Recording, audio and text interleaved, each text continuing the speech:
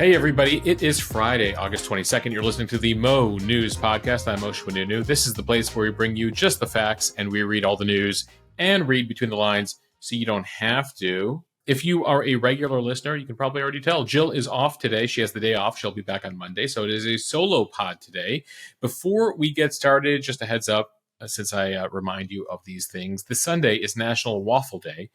If you need an excuse to eat waffles, no one really does. But if you need an excuse, well, Sunday's National Waffle Day. I don't know if there's deals out there, but definitely check it out at your favorite breakfast establishments. Or if you make your waffles at home, well, wake up on Sunday and serve the fam. There's a lot of news to get to, but just a heads up, if you are a premium member, we have a special premium podcast out today for all members. It's from our workshop yesterday. One of the perks of joining Mo News Premium is a monthly, sometimes twice a month workshop on various topics in the news. Well, this month, as we sort of were coming to the end of summer, we did something different. This week, it is a deep dive into our brains.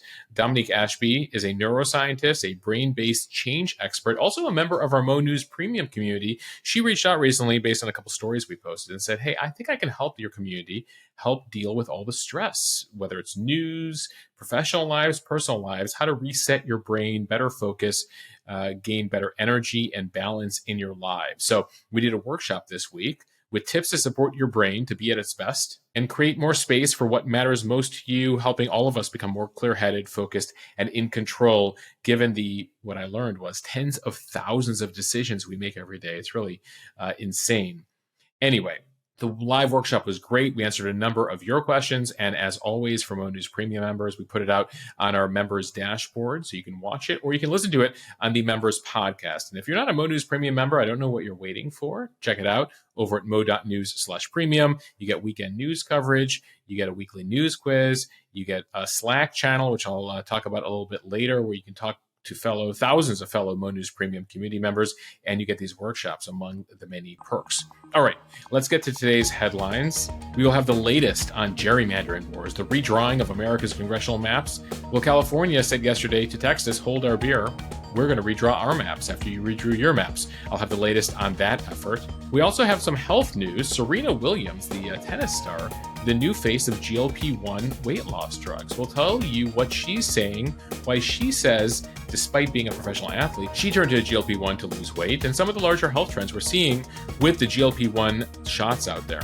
Back to Washington, D.C., we will check in on the effort by the federal government to federalize the police force and what it's meaning to crime in the city. It appears to be paying some dividends based on some numbers we're seeing, but at what cost? And we'll tell you about some Washingtonians who are not happy about what has been happening in the nation's capital. We'll also head overseas for a look at what the Israeli Prime Minister is now saying. He has sanctioned his government to negotiate with Hamas as it continues to prepare for that potential offensive in Gaza City. In some business news, we'll take a look at what they're calling job hugging as opposed to job hopping, based on the state of the economy right now, why some people are clinging to their jobs. The infamous Menendez brothers going before a parole board in California will tell you what they told one of the brothers who is seeking release from prison after more than 30 years. And do you have a problem canceling subscriptions? I know it is a frustration for many of us. Well, the federal government is now taking things into its own hands, despite the fact that it recently canceled a rule that Biden had approved that would have made canceling things easier. The Federal Trade Commission now suing LA Fitness operators for those hard-to-cancel gym memberships. We'll tell you what that may mean. And of course, since it's Friday, we will end the podcast, as always, with what we're watching, reading, and eating this weekend. All right, let's begin with our lead story here on the podcast. California legislators on Thursday passing 3 sweeping bills aimed at drawing new congressional maps for the state. They'll create an even more significant advantage for Democrats in the state. The plan is the brainchild of California Governor Gavin Newsom, who's also a 2028 presidential hopeful. He's quickly signing that legislation. It's meant as a counterpunch to the gerrymandered map that Republicans in Texas passed this week at the request of President Trump. The California governor saying that he wouldn't be doing this unless Texas was doing it, but he feels obligated to ensure Democrats remain competitive this November. Now, California, slightly more complicated than Texas. They have an independent commission that typically redraws congressional districts.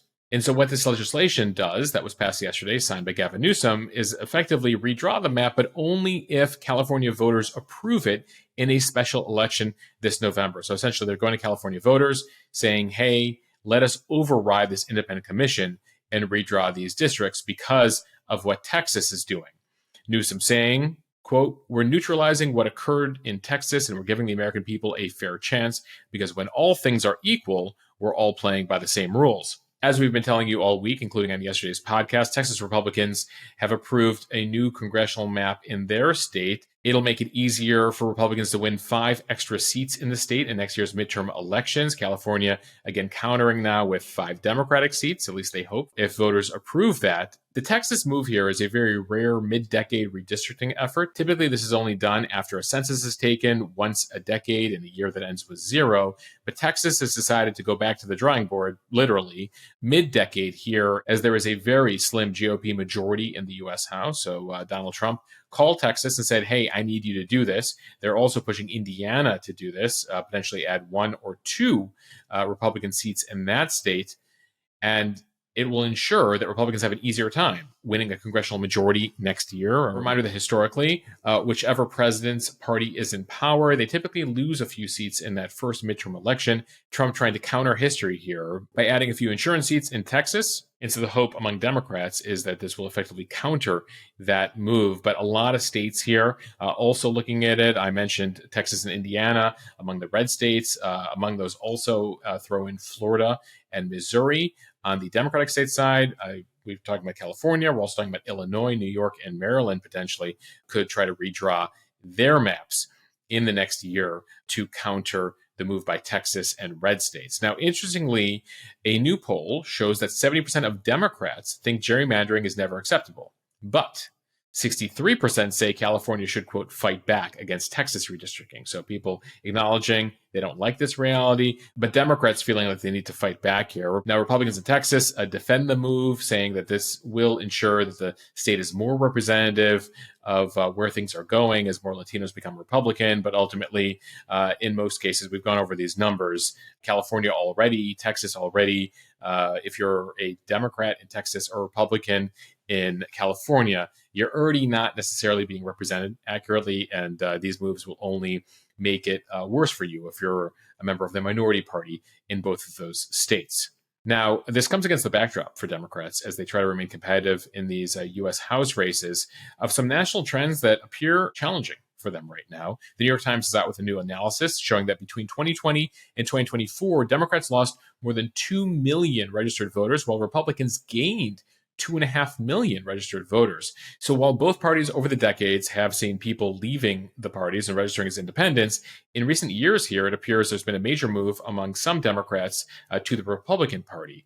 Among those key groups, young male voters. Young male voters have not been this Republican going back to World War II. So we're talking about Gen Z men here, effectively men ages 18 to 28 or so. Also, Republicans have made significant gains in the Latino and Black communities. The Black community still votes majority Democrat, but we're increasingly seeing, especially among Black men, a move bit by bit among some to move right. And if we zoom in here on certain states, Democrats used to have a huge party registration advantage in a state like Pennsylvania, where they had about 500,000 more Democrats than Republicans registered voters. Today, it's 50,000, about a 90% loss of their advantage there. North Carolina, Democratic registration, they used to have an advantage of about 400,000 over registered Republicans in the state. That number is now down to 17,000 from 400,000. Florida also saw, not surprisingly, a 1.2 million voter swing towards Republicans. We've seen that state, which was once a purple state, become red in recent years. And Nevada, now another state where Democratic declines have been significant here. And so one of those trend lines here that has party leaders worried, especially given the fact that while Trump's numbers are below 50% in terms of approval rating, down closer to 42% these days, ultimately Democrats recently are even less popular. And so it's not necessarily standing to reason, as Democrats assumed back in the first term, that as Trump became less popular over time, that people were ready to vote for Democrats. This time around, even if people are disappointed by Trump, some are willing to stick with him for midterm elections if you look at some of this latest polling data. So that is a story we will continue to watch as we continue to watch politics here and on the Instagram feed and over on our Mo News Substack. A reminder to check out the Mo News Substack if you are over there. Is a free newsletter out every afternoon. Kind of view it as a counterpart to this podcast. All right, our next story today is the latest in GLP-1 weight loss trends. A surprising new spokesperson, tennis legend Serena Williams, the new face of GLP-1 weight loss medication. The 23-time Grand Slam winner said Thursday that she turned to a GLP-1 after years of struggling to lose weight post-pregnancy. She said that even while training as a professional athlete several hours a day, she could not lose the weight. Here's what she said on the Today Show yesterday. I'm playing professional tennis. I'm literally training 5 hours a day, and I would always work my way to one point of the scale, and it would never go below that. I have to try something different. Tried something different. It didn't work. And so eventually I just, I saw my friends using it, I saw a lot of people on it, and I tried it, and it actually worked. Williams said that she has been taking the medication consistently since April, has lost more than 30 pounds to date, and she wants to normalize the use of weight loss drugs and push back against any stigma that it's a, quote, easy way out. Now, she joins millions of Americans who have turned to drugs like Mounjaro, Ozempic, Wegovy for weight loss. In May of last year, an estimated 16 million people in America, about 6% of the adult population, reported having used GLP-1s to reduce weight. And there is some data that may have doubled in the last year. Again, that was May 2024 data, that in 2025, we may be up to 12% of the U.S. population. A reminder that the CDC says that 40% of adults in the U.S. are obese. And increasingly, we're hearing from doctors that they're turning to it sooner and sooner for patients who are at risk of heart disease and other issues related to obesity. I recently featured a physician on this podcast, Dr. Cedric Jamie Rutland, talking about GLP-1 drugs, as well as some other issues in the health and medical world. And so if you're looking for a deeper dive into GLP-1s, I recommend checking out our podcast recently with Dr. Jamie Rutland. Here's a bit of that. He talked about how it's become less of a last resort and more of a first resort for him to prescribe to patients when he hears from patients who say they're struggling to lose weight. The only thing that's permanent is the habit that you develop. So when you're on it, let's develop a new habit. Let's keep up the habit when you're off of it. I don't like people being on medicines for too long if they don't have to be. It's just how I practice medicine in general. So again, the people that are the most successful, that keep the weight off, are the people that completely changed their lifestyle. Individuals that didn't change their lifestyle, the weight comes back on, we put them back on it, same thing, and it's kind of a cyclical thing. I got no issue with that, really, because I know that we're keeping the patient healthier overall. Rutland saying that patients typically lose about 15% of their body weight over the course of a year. Some lose even more. But he emphasized that the long-term success of the GLP-1 does depend on lifestyle changes, that you can't just continue to consume whatever you're consuming. If you're consuming a lot of unhealthy food, that you do need to change a bit of your lifestyle if you actually want to see the real effects of GLP-1s. But beyond weight loss here, remember, GLP-1 started as a diabetes drug, now weight loss, but they're seeing hope here when it comes to the elimination of sleep apnea, reduced joint pain. And one recent study suggests that GLP-1 meds could have untapped potential to reduce the risk of psychosis, infection, some kinds of cancer, and dementia. Another recent study out of the University of Southern California found GLP-1s reduced alcohol cravings, caused participants to drink less as well, which could potentially help reduce alcohol deaths and cancers or diseases caused by excessive drinking. Now, one issue here continues to remain cost. You may have seen some headlines this week that if you're able to pay cash, that Ozempic, the price of Ozempic is being reduced by half. The one hopeful headline that we're seeing recently, we talked about it on the podcast earlier this month, was that drug maker Eli Lilly says that they now have, they believe, an oral GLP-1 weight loss pill that is nearly as effective as injectables. Other GLP-1 manufacturers are also looking at a pill form of the drug, which will be much more convenient and cheaper than the current injectables. All right, now time for today's speed read. We begin with this from the AP. President Trump taking a field trip on Thursday to the U.S. Park Police Operations Facility in D.C., where he addressed several hundred National Guard troops and federal law enforcement officials just over a week after he began that military crackdown on crime, federalizing the D.C. police force. The White House saying there have now been more than 600 arrests, including 251 undocumented migrants, since Trump ordered federal agents into the city. Trump seized control of the D.C. police force back on August 11th, deploying National Guard troops. A number of states, including South Carolina and West Virginia, have been sending some of their National Guard troops as well to assist in operations. Now, Trump is suggesting that operations in D.C. could be drawn out, and he hopes that it'll serve as a model for others in the country. Now, we should note that the government is about 10 days into its federalizing of the D.C. police force. The law gives the president up to 30 days before he needs congressional approval to continue to manage operations. As I've told you before about DC, it doesn't have the authority and autonomy of a state. There's no governor. And so it does give the White House and Congress a lot of authority over what happens in the city, even though the population in DC at about just over 700,000, 800,000 is larger than some states in the union. Now, Trump has indicated that he may be going to Congress here to ask for more authority. At least specifically yesterday, he said he's going to ask Congress for some money to redo pavement, redo medians. He wants to bring down graffiti, beautify DC. He also has been talking about redoing the parks, replacing the sprinkler systems, the grass.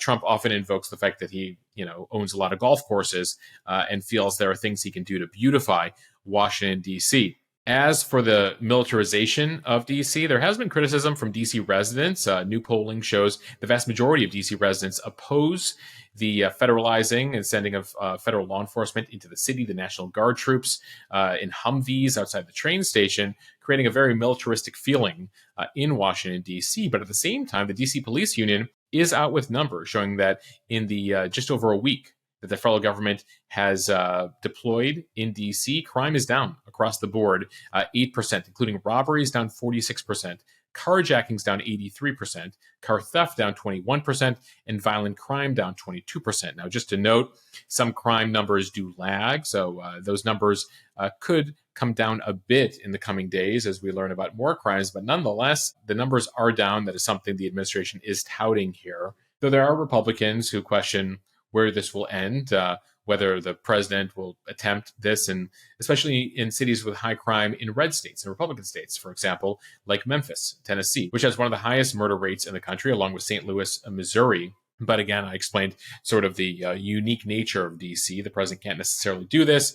And so the question some are asking is how political this is. So the president says he views this as, an example to the nation, the capital of the country, an example to the world. And so he's very much doubling down on this effort. I should note, as those crime numbers have come down, a notable headline from DC.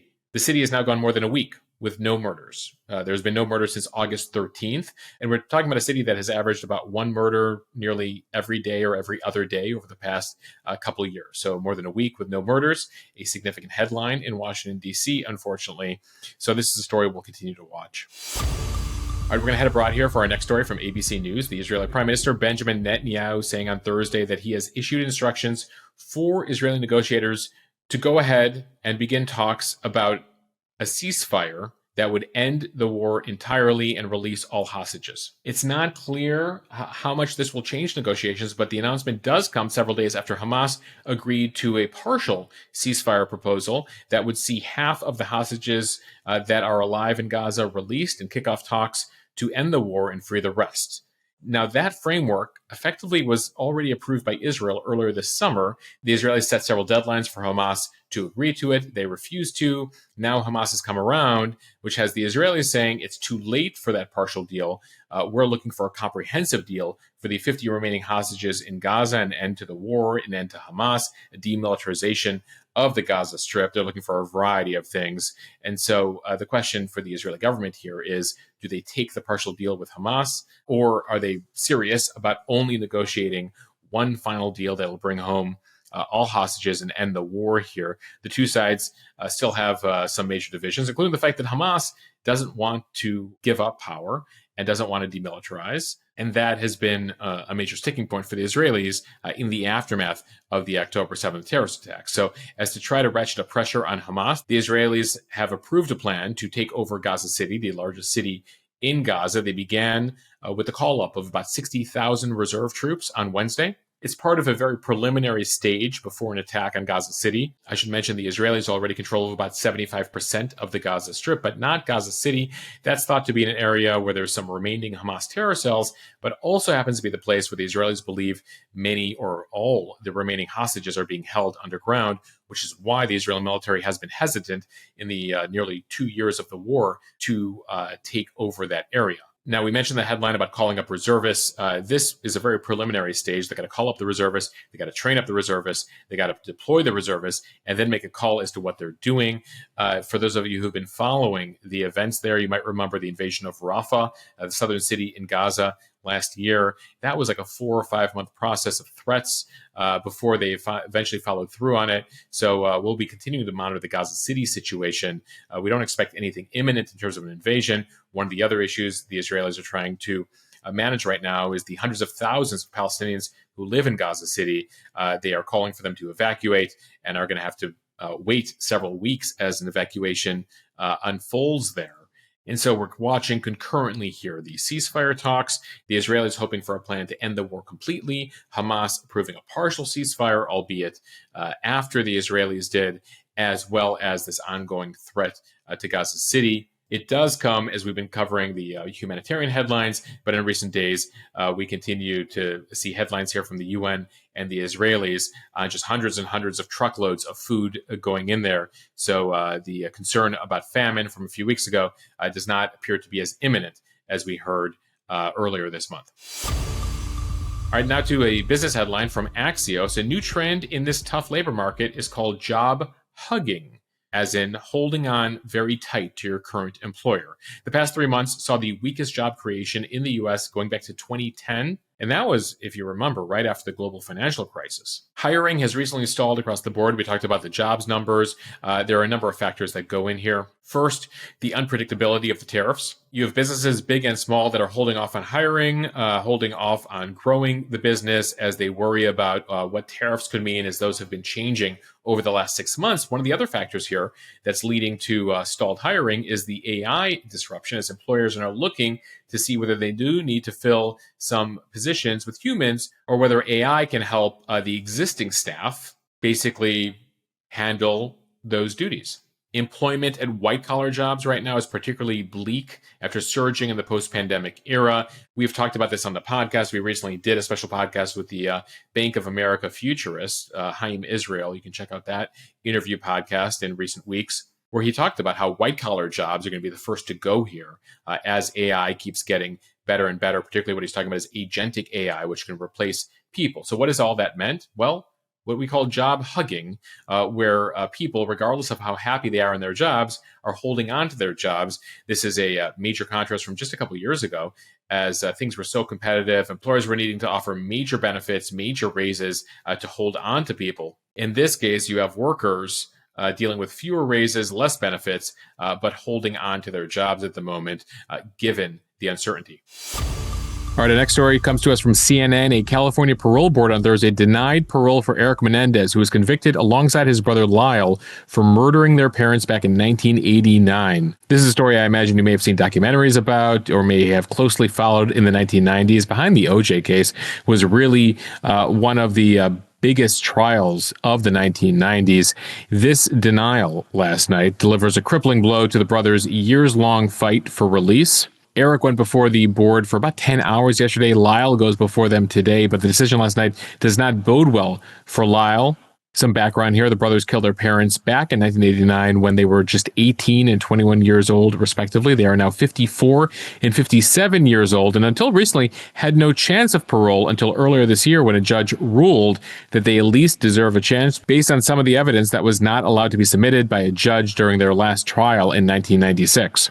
The parole board decision to keep Eric Menendez in prison was delivered Thursday after they heard from multiple statements, including the LA District Attorney's Office, which opposes his release, as well as about a dozen supportive Menendez family relatives, including siblings of the parents that they killed. Ultimately, the parole board decided that Eric Menendez continues to, quote, pose an unreasonable risk to public safety if released. They cited a number of reasons, including his criminal history as a teenager, the brutality of the killings of his parents with shotguns, as well as some violations during his time in prison over the last 3 decades, including drug abuse, smuggling cell phones, and apparently working with gangs a couple decades ago. He said that given for a while that he thought he could never be released, he engaged in activities that he now regrets, but has turned over a new leaf. But for the parole board, that was not enough. They say come back and see them in 3 years. The parole board did note that they were pretty amazed to see the level of support Eric continues to have from his relatives, who are technically victims of this crime. They believe that Eric and his brother Lyle deserve release after all these years. The parole commissioner, Robert Barton, saying 2 things can still be true. They can love and forgive you, and you can still be found unsuitable for parole. Now, the parole board did cite the gravity of the crime, the murder of both parents, including the mother. And what's notable here is they do note the murder of the mother because it was the father who both brothers, Eric and Lyle, alleged sexually assaulted them from a very young age repeatedly, starting at the age of 5 and 6. The brothers cite that abuse as one of the reasons that they murdered their father. The mother didn't engage in it, but they do allege that she was aware of it the entire time. I should add the LADA was against this because he says the brothers show no remorse after all these decades. But this has been a highly contested and debated legal case. A number of high-profile celebrities and notable individuals have come out in support of the Menendez brothers, including Kim Kardashian, of all people. There have also been a number of recent documentaries, the Netflix series about the Menendez brothers. We had discussed it on this podcast. But for now, Eric has 3 more years to serve in prison before he has his next chance at parole. We will watch to see how Lyle's case goes today. And we should add here that despite the board's ruling, the final power in California does lie with the governor, Gavin Newsom, who does have the rare power to reverse parole decisions. So if for some reason he decides that he doesn't agree with the parole board here, he could individually intervene and allow Eric and or Lyle to be released after all this time. We'll have developments later today on the Instagram feed on Lyle's case. All right, finally here from Fox News, the Federal Trade Commission is going after a company that's making it hard to cancel gym memberships. Many of you may have had the difficulty that I know I experienced as you try to get a hold of a gym and cancel a membership as they make various excuses to you to get you to keep it.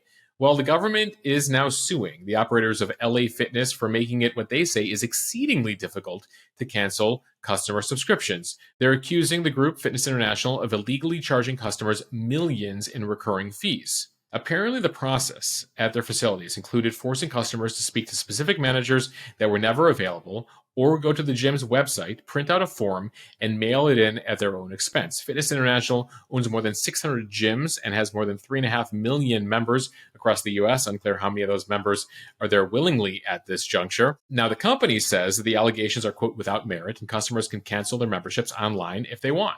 Now, this is something we've seen the Federal Trade Commission, the federal government, take up in recent years, unfair cancellation practices. The FTC is also suing Amazon, saying that they enrolled customers in its Prime program without their consent.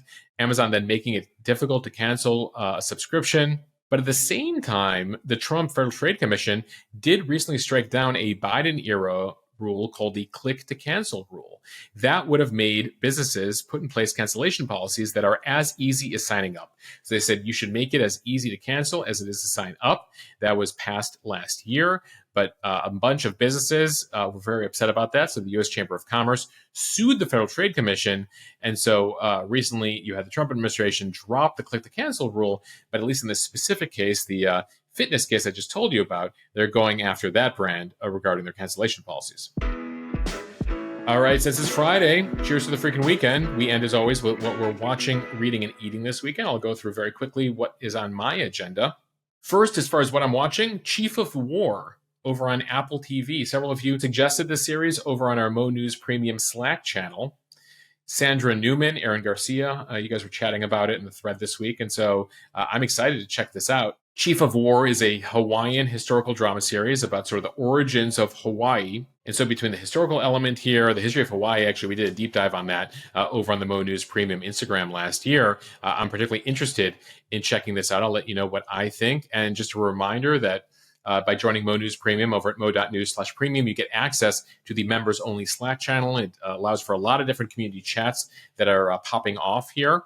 Sort of like, if you're a elder millennial, Gen X, or Boomer and above, it's like AOL chat rooms, but like in 2025. So Slack, many businesses use it. We're using it as a community function. We have Slacks related to news, what people are reading, parenting, and what folks are watching as well as podcasts are listening to. Great conversations happening over there. If you want to join, check it out, mo.news/premium. All right, now to what I'm reading this weekend. It's a new cookbook called Eat Small Plates. It is the creation of Ben and Siki Simantov, who also happen to be Mo News community members and loyal listeners of this podcast. Eat Small Plates, a cookbook that has a lot of fun Mediterranean, Middle Eastern, Israeli dishes. You might be familiar with Ben if you follow him over on Instagram, Ben Gingi, Bengingi. Ben, I appreciate you and Zeke's support for Mo News. Wishing you great luck with the book. Again, Eat Small Plates. We have linked to it in today's show notes. And finally now, what I'm eating this weekend. Right now in the fridge, we're loving seed and mill halva. If you haven't heard of halva, it's like a tahini-based crumbly cousin of fudge. It's a traditional sweet that's eaten across the Middle East, Eastern Europe, parts of South Asia. If you're into sesame, sort of a lighter dessert, check it out. The company is Seed and Mill, M-I-L-L. And the product is Halva, H-A-L-V-A. All right, I want to thank you all for joining us for another week of Mo News Podcast. Jill, I hope your move is going well. I look forward to seeing you from your brand new location on Monday. If you guys don't know already, we put up every podcast over on YouTube. So you can watch the podcast on your phone, TV, laptop, wherever you watch YouTube these days, in addition to listening to it on whatever platform you're listening to it on right now. Appreciate your support wherever you listen to us or watch us, and I will see everyone back here Monday. Have a wonderful weekend. I can listen to more than the app.